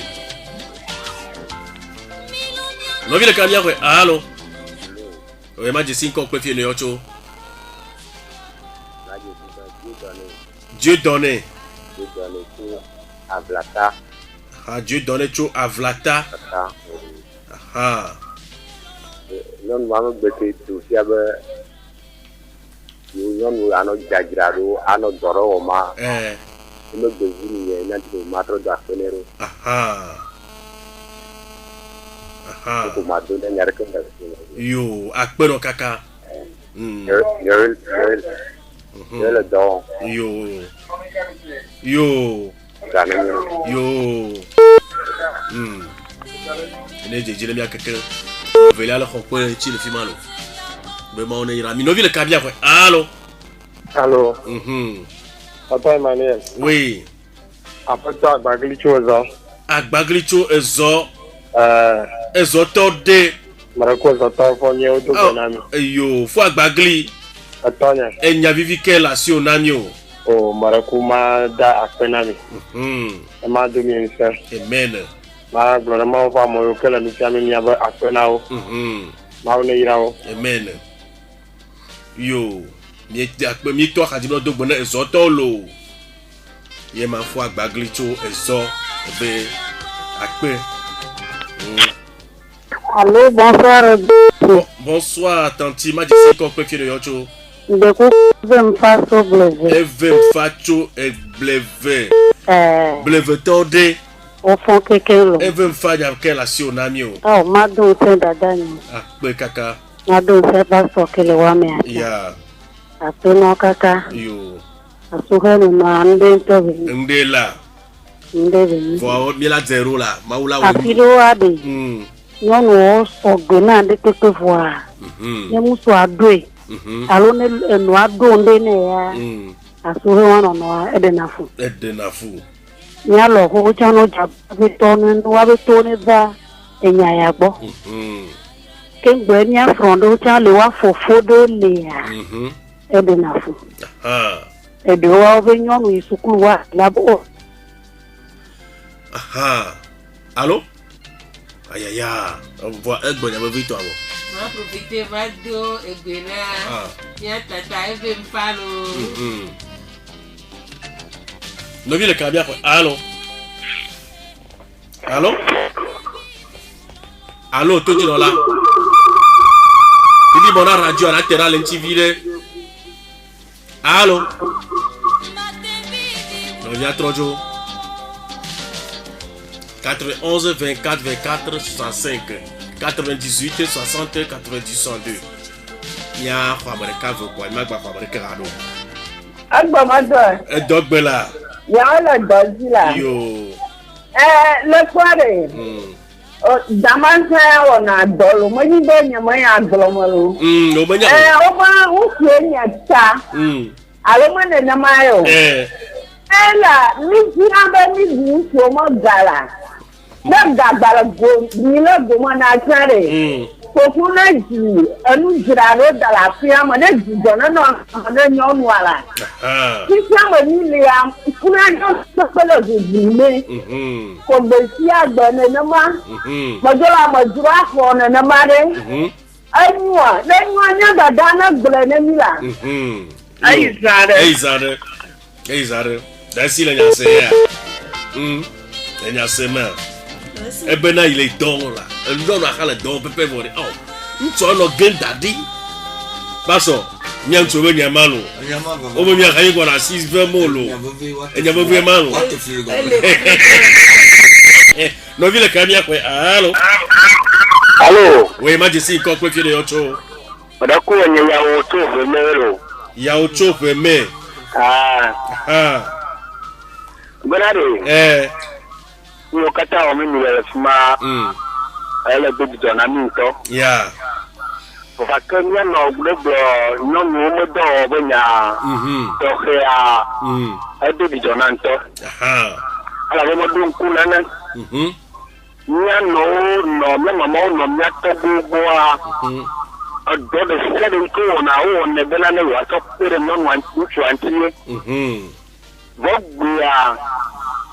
Non mo tirado ayo le ku gere tu ma atetuma. Me tu ko la de to. Woni mo pere ti va ya. Nya mama wo ne ma ye atofo vivi no. Vogua mi ano kaloma no vi mo di wa we no ta. Ko khela atofo. Ta ne me le gbe tu le kema wo mi na so ya. Donc à quel nombre de fois de mettre de président ni maman ou ne m'a pas eu au de so anti femme elle be été à wa itosini ta ma go be me do akpele mia no ikene gbo no mu mo do ayi ne gba pere nku ya nya nchuta ma to bu da ma pade na nya to mia rokio o do na ba do mo nyare mo nya to nku no mo popo ntu ade no ma le gbo ayi no ma na abado do mo de na pe mo do nyire wo mo da pola be na ntu ma do na go ayi ve Aïe. Voilà, mi pose soit volo. Pas sur le pose soit vrai. Souci au diable à gloire, volo. Non, donna banire, donna correct. Alors, les mères, voyons, tu as pas ma voix, elle va tourner à l'eau. Ah, pour le bouvana badji, il y a bien. Oh, quelle mère fouet. Alors, bah, je suis encore confié de Yocho. Faut y avoir. Yavike. Chope mea. Très bien. Où elle va où un ami? Benade. Ikele nama. Ntuabe no bato. Ntuabe nyaka obona appointment to haya holo. Allô? Réseau ma. Réseau là. Il faut y avoir la joule. File chana be réseau a dit à deux fois non. On a le route dit à badeng maison. No vivo le camion quoi. Allô. Miato gbogodo e. Dogbela. Le miato yo katane. Yo bu meta do jinu mate no kwa ji o a. Wanya be obu meta do jinu. Yeah. Ale ke o gbale tan. Tanye ni o tona ntu a. Enye bo akwa ji. Bo nturu han le awon ku to onye. One noti class le gbanji wa egufui ajela jareji ano bo aba fo mo bo atutu so ano ko bo nyon anto jaragba eni abo itu gbo ni akata to gbo mejo nyao amo lo no nti le ti adebe le fi won tu le to le be mande on to be mande wa le ki fo de do fi o mana yin olo fifo de ma no wa pele wa no e wa go no da o temi no bo we na be nyon amanu yi ba le je mema ta mo yo no mi ato ke be mi de kuku de america me gbo ati fo mo nyore america me dibi anen di tu tie bo to be na ne lin tu me ke wo mo wa enye be be se ne nyon yo wa ke me do se nyon yo ka ta le te we a o ne we won yo tu afogba ko so de me ka america me nyon Ojio la mo na nduchi o to na nduchi na wo to o na de dio America me senu ma wu ya no nge ikele tele do ma o ma u ba ga ntu na ikele ba la sibeki na America to ji le kan ya me o na sibeki ni ya nu de tle tien abi adine ba palo agbe ni da pe na tanti mimi ma o ne ira kaka ma o ne ira o sia il y a bien ce bobo mais le des cap vrai que les bois la vie maudit yo le no vi le camion quoi allô ma je sais encore quoi faire yo cho mara kunka ni ta nyovi ma choko mo enyovi cho vraiment da novi ma tera la radio agbo video na didi mo ne video gama ela soda misia ayo mo se ya didi Amara kuma bonare aya mi bulanyu fine ati amara na jofo ira jodo aba ntwa je domo o ta je domo ayi afeka agba ntwa akporo nyo ojo amle la ba ya kedo mo la tire ko gase ga wajira no jomo ya ro dadare ntwa ya yo akporo aba nyo mo no ba wa machia e ma ya de fo ana jokpo anya mare iko kumya bro me mi enye unto kumya na bro mi pon to asha oye na ban tole nya me listen akpekaka aya nyema yo wala donti ai sara emia no enyama ejora nya tepe ha ntola me gbajo bo wona lo la kpa me ba pe ma nyao muru no ko ka plasa won nyao ko ntono ajira ko ka nyona no asaja no po wa awon no ko gbe kama ko no buchala lo la te va ine na ma ejona Elle bobo là. De fou. Si wa ma jenu Oh, de fou. Non, il boule Kamia quoi. Allô? De quoi allô? Oui. C'est bon ça. Donc Bella. Charity. Charity, Quand je suis bien, je me fais pour vous. Mais de tout cas, je me fais bonne miakata. Nya gadala pour nous voler miago, amakopewa. Au pour nous voler na baro do manya. Vei doit abatia magon. Ma bajivo. Il sera David. Il va bien yara. Le docteur ne nous voit. Attends, il est à dire. Il tient. Ni a non ware. Docteur n'a pas na son nom le sien. Il m'a fait mena. On a le dos on y a mais tout no bo mla bâtiment dit. Tout mudo. Mla manquea. La de rail. Allô? Nous faut que me donne zerka. Granero. Propre. Na marida te dia da te da dia ja moyo subo. Anya vi ngonu. Ba dia ba charity du mama. Charity na ba tia dia. Ngabe mo ba di ote. Ta a judgment. Nya to nchuole se bere. Nya to ngonu chole se bere. Tu m'as dit que le camalier. École virale d'Alessi. Yeah. École virale d'Alessi. Yeah. Ezandela. Yo, mauna ira. Yo, akaka. Mauna ira. Nani bole tirana doku bolo. Mine tirana doku bolo.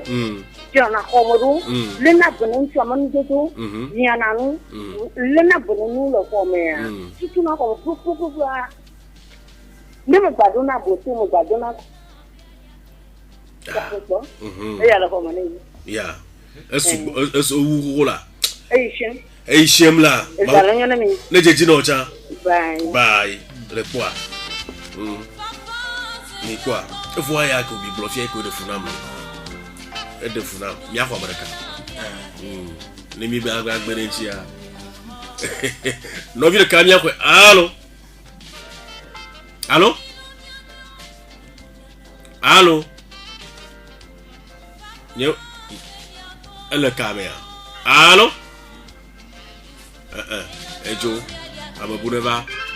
91 24 24 65 98 60 90 62. Non, le caméra. Allô? Allô? Oui, moi je suis encore plus fier de Yocho. Maman Gloria. Maman Gloria Cho. Cho parking. Mama Gloria Cho parking me. Yawe le dino. Akona nyawo no kwa. Ka frani anyon do milia. Lemi fon di ko fun kuma seta vora kota. Soutien petit. Kwame eklo gbogbo yawo. Uma detiza azipi. Caramba, malazipi, como não se via boca na zipi ha. Mas le detiza como a boca na detiza emba a. Ela boca é da Joji vohu, nunca joga com ela. Gana vídeo de manhã. Yeah. Modola grado kinha boro. Lá não fuma só boca na lava. Ya. Nyɔnu ya ŋutie maga tutu nya be vi ɖe le si wodzi va gblɔ na mi nya srɔ̃ le fi ma be Ghana vie yi o fiwo nya bia so la le ko d'interrogation encouragement de nɔvi le Kamia xɔ allo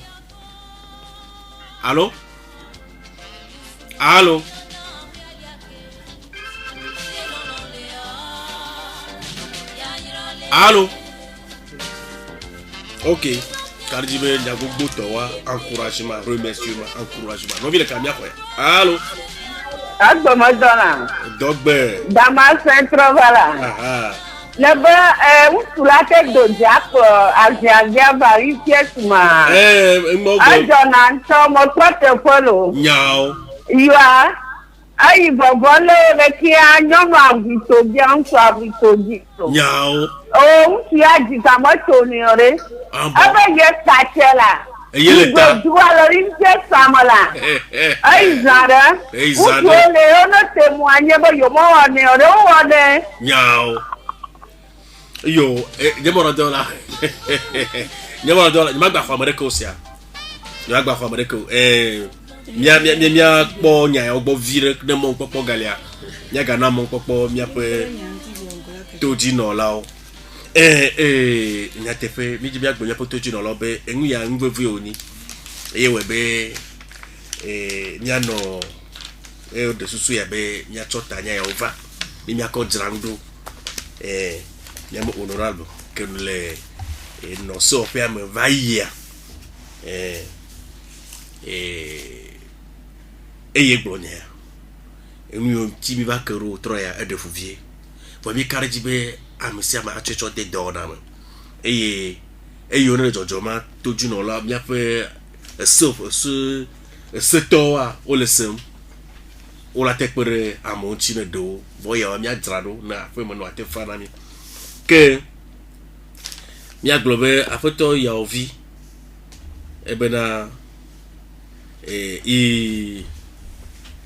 iloho inova eyova isroho enuire ejijue ko gbovua eye ijo idome ko ne neme isro eva je dokwa le do je me kwa inuajo zeka be ijo ichokoma ne le kare le ko na roma pastor la do chile mi kaba enyawa sese vide ne mi menyawo ne mi chonya ko de gbogbo mo hwehwe me mi aglobe yin to so dole la to cha chova eba le nyono pa pa lo kwa pa pa ne va un que quoi ye lo ko vi aje quoi mo tote quoi gbogbo be na leke senona ma haya now le view aboa ne le chitejua en relation fone ya mo le shua vodi nyenyo yo na nebo no adula de no momoa ne la mome ya one deju domo totro mo le no ho ya sio e we be wa chonko ne be alo azeto ya alo fi podere mo chova alo chonde ko de mo na amea ola chonya subolentio yentia adudu no me ne givio bo soalia ne fupo komea de ne make o chance de pokova wala de o chalo akpe mi magba no fi masubo mi atroba fi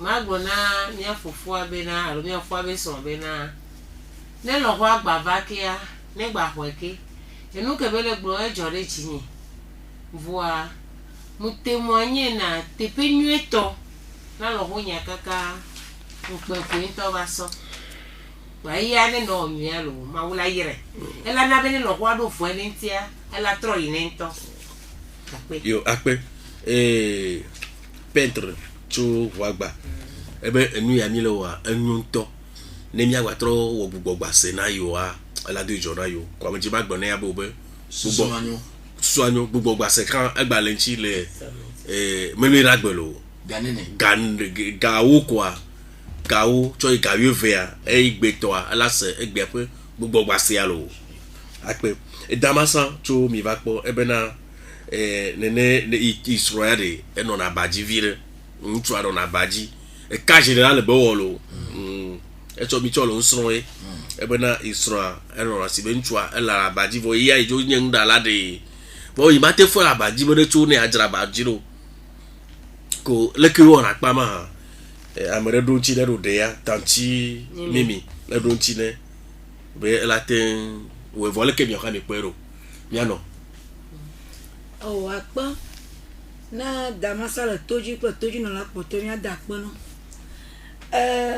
po ba mi le ya glo yon modo dasi vo ga konya ba parité ja ka phrase andre awo se lo plan chua do me ya to ko be ko ma nya po nga wen chua fo kwa e chala te we fa ba na ntu bo gba do ye ojua na gbo chu sa fo kwa ba to we la po ko mo bo ka fi awo que ne ntu adria exame to la gba tro drero so o tro me aso nyire lo da ba sa le se nyama ne toto ja ne silo be mia ncho mia te mia tere dra ro nja ba kle mo ma pastor go febe ito jira pastor be dra ro nja mo dra ro ne do mo ye cho ya kore on ba na ba no yo da ba ji fo joa bela no gbolo tabajula no si brief aji fo bofia o mo amafa ta de ma joa abu ne ji de kalo akpegaka mi le nsoro la na pe am ne fala apo no emecho daje moji ebe ye idakpe vivire nto kure dodo ya mi le wo egbe anji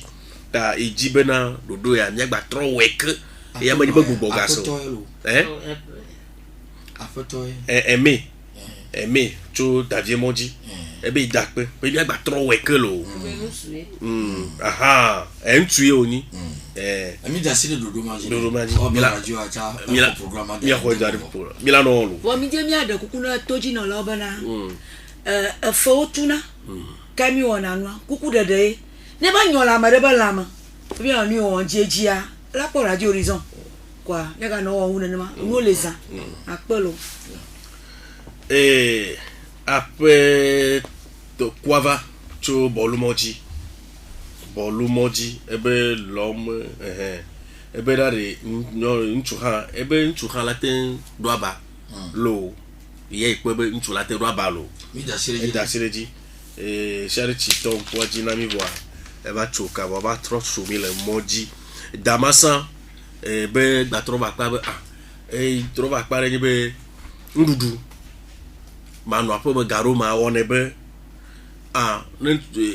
amodrova nyono alate ayonkume ta ijibe nchu ha rano nge dare apiam afie woro jolo alo menene ma kwa tanti mimi ha gba donchi ebe nene ma nyonu ejebe nyonu alani etode wola gama ne vale ala tekpere enti leke bi papa mo no be pere nchi ya mumire ntobo nyo yinti lore globana de hona la kora mucho de na ko doda siole ham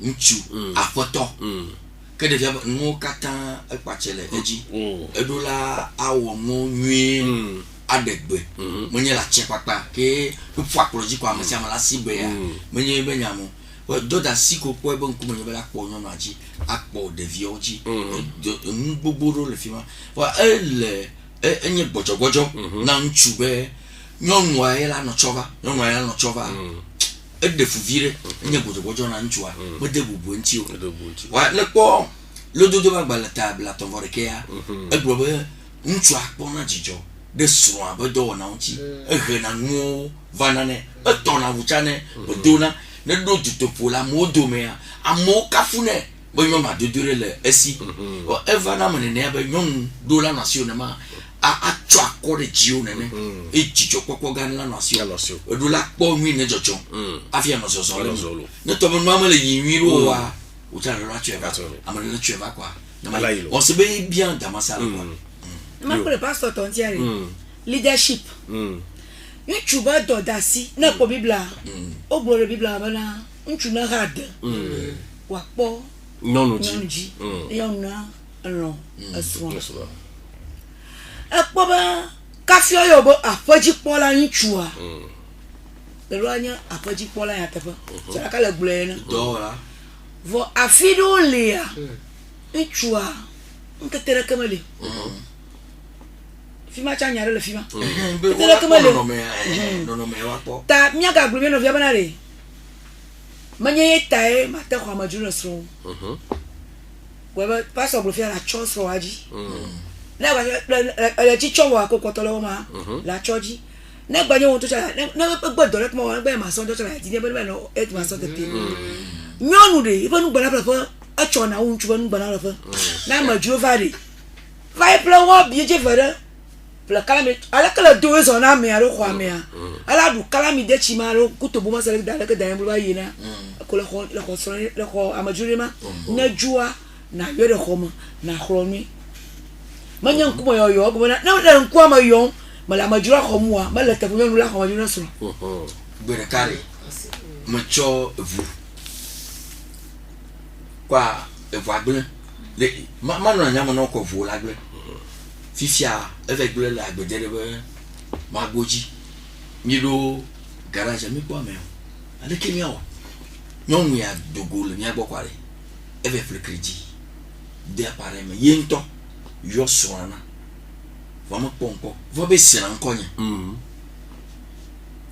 e chochi na nkakare mo jo sama me asran o vana mo joa mo trova nyon agbo ke mi to bi asemara là-bas on a un coco là-bas na no le na le be we quoi vire la dogo e ma pastor blo numare nana mai amajura vaje amona nama yonu a kwa majura nana kamelo gaka mi atore be o tomale o to boze ka bo agbe ava po fufu mo ladu nana kamelo ko yonu a vudu yi va edite agbana la moji va to fufu na ntuya ple devi bolo yo oduya nyon choya jo na ko la fa nyon choya jo enu environ nyon a 50,000 50,000 yeah ba fufu ya idibono dane apa agble fufu yi e ya edupo amagana nyon choa fufu adodo oduna aba ma ya ma digba mbo ba devi to apa to ai di 50,000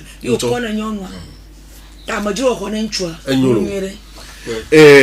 après toi gavi yema cho agbelu wen avati ebe iye idakpe idonse mine dodo ya omile eve to igba donse pastor ikenele miamelo Dieu donné to avlata ira be idakpe ibi idakpe na mama tanti mimi ke globe na alo mama de ke globe non wa dore kokoko ne no silo après to agbagli chozo e abe be dakpe e bia be mo pe ya basi e bia ye wa pe ya ira de émission ya la ojilo mia oji malo amen e vem fa e cho bleve yecha egbado unsemi pele o do unsemi e o bia be ne na garo mecha mi alo ho ple ataviro ha fo no modo wonebe enwo o de rafuvie ta o ha wa po apamagbo alo mema damasa gba yocho mi va po egbele be eyolo nema nchu ha ehia be ha no odo vire no acho pere ojilo alo jajare gba la pama fia ya brudare koko ba mi ayon mi obo mi loko ne mi aso na pere mi anti yo que ebe nyonu ye la apoto ya ovicho bebe ebe nyonu la jara baro que le nema a nchu ha echa atejere rolo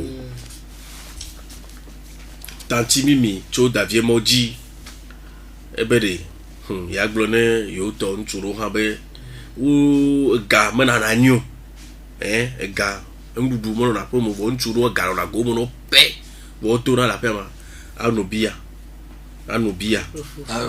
arufufu arufu adu nglegle bo agle de viode apema ma chokre kere nyono da macha monyolo alo bien ga nchuru le ma woni sur le viola tu ebc adua ya la fleur chichinga emballé ava pama akoba pema tadi o tu dane ya tadi o tu dane ya ala ko kore ma ya la dui là où elle est de vieux mon couple on se plaint de mental après va pama lo après va pama mais me dule badio tadi o tu yo du tadi ko David yo ya do li chichinga emballé akore ya ba gba ma yo du ke ko fo to ko nyo wona intere ka du ne ke mana de vieux na pla te fifi tia tera ne ba ko me na ga wo ya fufua ka fi yo degbe ne gbe ke gba fufua ka to de bo atui nya tepe ya fia nya tepe ma nya le mayo me anko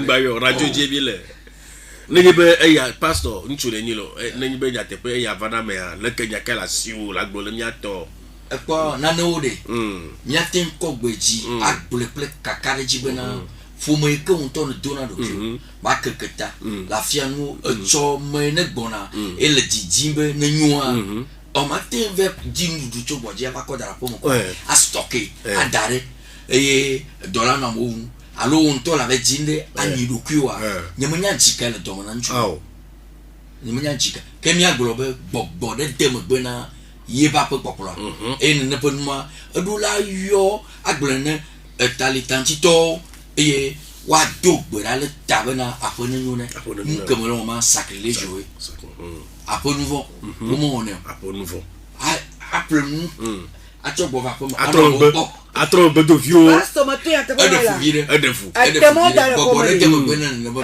comedy vile ka e fa bi abuteko nyonu achote ake dateko nchu agbori agbapoto to ye ba do kojuma eko be ma de mo ne bana na kasi etianti o yila de mo ne est-ce que gogo so agbo mi de so mi ma vea de la de mo so ko adunu ke le homia bon de la de mo ne ke de la mo na pe mo de na joare garo mo wa o la ti accusé nchua ben kata be la gbede ne ado na gbogbo fo mo le dun fo ne wa mama ngo ku ya le lo o ande dolele de chale we be nevros allo susume be améal très impulsif quoi il bu sur la do nyanya na mama si chatro latin quoi abia be nke jore jio allo nyo ma onde popo ve quoi ibon allo no no mode jore ba gbezame lebe de 4 puis non mais et me le très agressif kaka quoi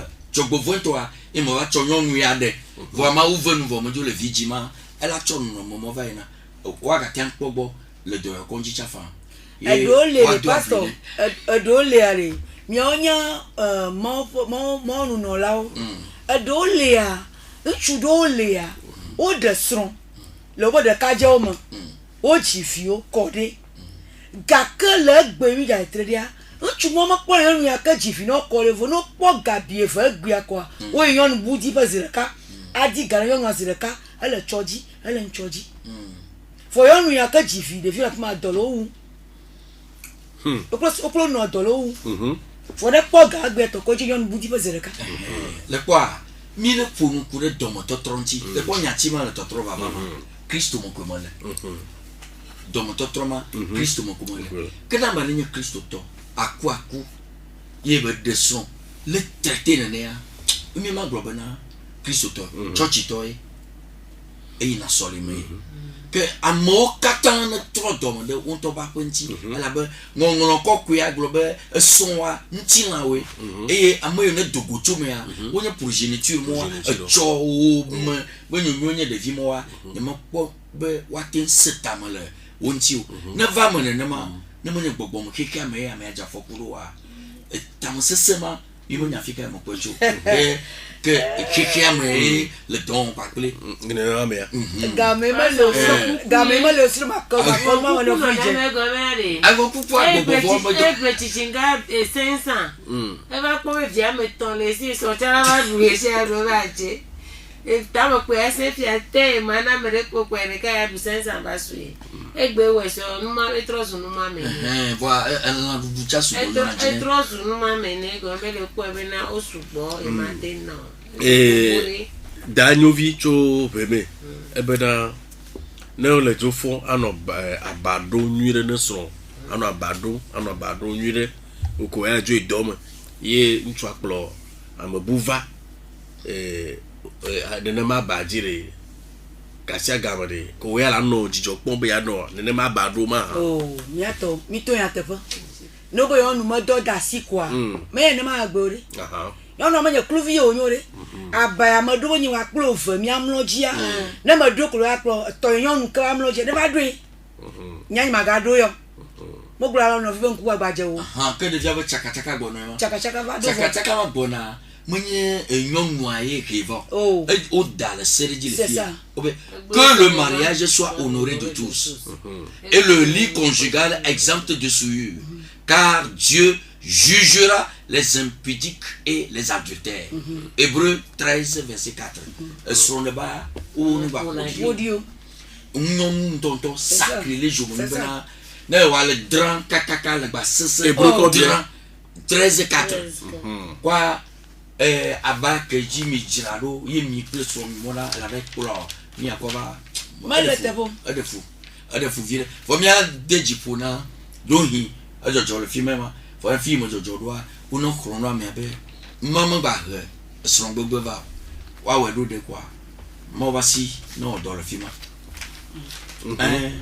mais o matin gbe le nyasia nyantio c'est ça ça nyawanwa nyawan fore nyawanwa me de la gbe bi suru ya la gbe bon comme yen pe do na ba ma te pour le va fa eya obo nyonu a edole eya yen bere ne que paso que le pa velia bana iban chwe ya ça la te lo to je je go bena de ke to anodo ça va ne yen te ma te no do aba malete ko cha bana de voilà la de sole c'est de be ni na fera la klo bu ba kulo nyonu bu ba ba mlo ku do so ba ba ji mi mulo mi clear ma gbolobe na nyonu le do aba do ko be son de ba onu ba kuri o bo le nyonu plan chuwo ajo lo ojila ogbo aba no de caso ntira de ka if ya ma le ko la klo mu va ame anto gbon na chale est-ce que su ka yonu ma cha to bu o le bu dentie ma ejire mo ko gbo ne tre ko kwina wa ko kwina o chalo ya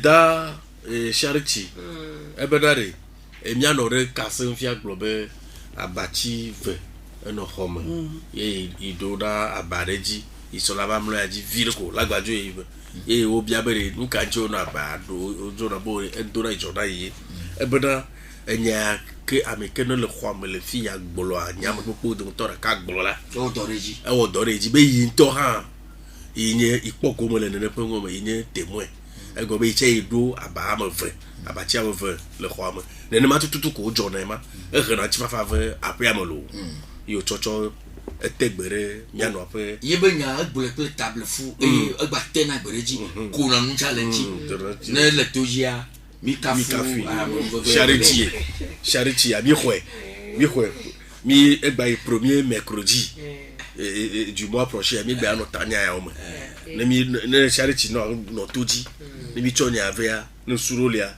okuta ti mimi a o anime egbe atora mi to da masala ga ya no kucha de mo bo corona no ajo kaba ni ya no do kartio vis-à-vis maka nye radio ya o émission délocalisée c'est balé que vogato bien vogato no na toji abala kala bro no bia ja ko corona na ajo kaba mi adogolo mama gloria cho parking ebenade de na fun ebe nyonu wa no fon de kanyi ko wa gble no dare ka fla ko no ajo gena wa ajo to afo gba ko bo de ameju ale ero ba bien ajo no ya ero gbo ba mala fo ma do ko amora do go va pe am alo so plo amoro gbo cho do mo va mo nyolo damasa baba baba donc c'est mi comme cardier no vieux que tado camera et oui au blonamia mi trois silenci que ni on tapunya ne mi akbora miano tapunya kela sio ya globena nous sommes venus mio wa me se me ne so de le mi no bena do da sisi ke ponpo ne nyonu a nye bena enu yo ke mi bla yebe gomedo pe ponyi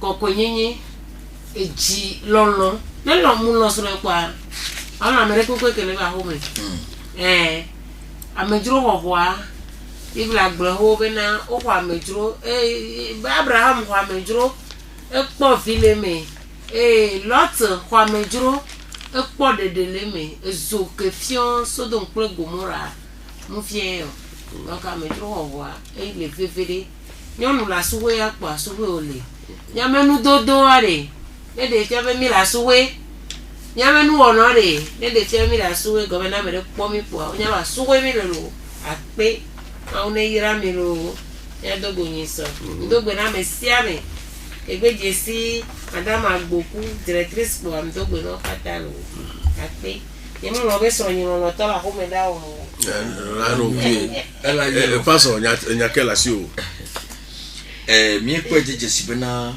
renanda ya vame ya le marasi ezi tojino la kata premier kata chipena lolon teto nenoi na cho fumo benya e dom totro ike mie to asi gedela ne trozu besia gbogbo nu mame ne chochoke le me suboa akwa dom totro ala no ibo don gasia ga e gbegble ke mava ma une pere nyanchi mi dakpa na tojino lo kata ameyo kata bi ado kama fuka ke réseau ama demo na wa mi dakpa na me sia ma di jomi abale ke nya mi gro mi cho de lema mi ga le papam o mi le wa gro mi melo na radio aji ko evo mi jara anu do neba mi pa le fi amare bi ayo mi le all antenne agro ne mia ala ya number ni gbona le 99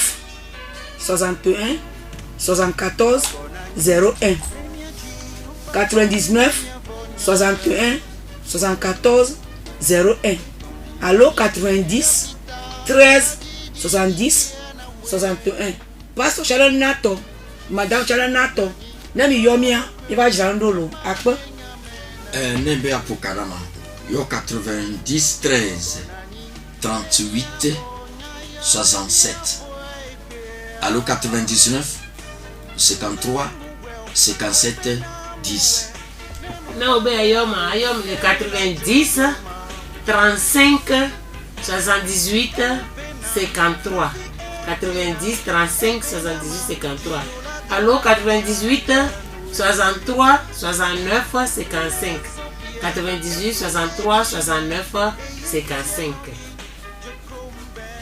yo miede akpe na nye amapopo be egbefe so emi sro eyema me karjibe la jando le ape adome ke mi okata mi gbole pastor pe dodo no alo nya yo kata mi gbla o de ndo le lododo pe agbale et blato vore ke ba na mi klefima nya se enyado le mi ape de wona ya nchi o gba gblo na mi rebrito ha pa agbale ta 8 ans e pe pipi enea o le mi ama 5 kaoma o de pe nya de ji le te pe ma ebrito ma ke pa agbale eta me ton il peut plus grand quand il éveillé ha et t'as 8 ans ha t'as 8 ans il peut plus grand plein éveillé au baro pe enyaro ji le mi ape enya yo kata mi wo me mi ji be apo me ne fa ne roro ne va totro ne va amesia pa agbeme e ke awebe na pe mo fa kwa ke du kom ha e fa enami ke mi agbo mi ape ona egbeto mi acheku achiko tanya me mi no enye doda si ke ponku me na nyonu da si ke ponku me na nyonu le achupe e ya me mi no egbia ni de akpeke mi ano yo ke no mi antia e yenye madame Agboku Ajoa enye directrice le EPP David Emoji et yo gagné présidente na club des femmes enseignantes jo centre bien ko akoto agbeme kosi e yenye pasteur Gareka église MRCC temple de la gloire et mieko akono aklija esi e yenye présidente na AFCP association des femmes contre la pauvreté ratio que guapare nyonu pe akadada nchi que les nyonu pe akadada nchi que le miape nyano ike no me gbedo me na mi afie wona ya jefiato eyo je gato a nye miape so pe me no la hohoa so pe me no la hohoa iji nye dankorobe Ajoa Sewa Ajoa Langson ikemi yona kokobe Manates yo no so pe me vaya le akpa yo no a o pour le compte de la famille nchi fi mo po be ehia be ya man ya ple comme vieux mais nchi va fa wa no apeme tepe adandodo me tepe pepere mu ma ye wona ya te va me miecho akpeta dane eya mea que le mia po morado pe a Novi Florent Kodoche et ya jasira noji imiter se bien pegbe le jipe kukuesa nyabia so cho mi anovi mi ayo moto mi yokobe tonton Emmanuel Tewia les vieux play Chichiao Holland kema na Yesu Kristo baba ya ga dogo le tanya bu mi do agbenue bye bye.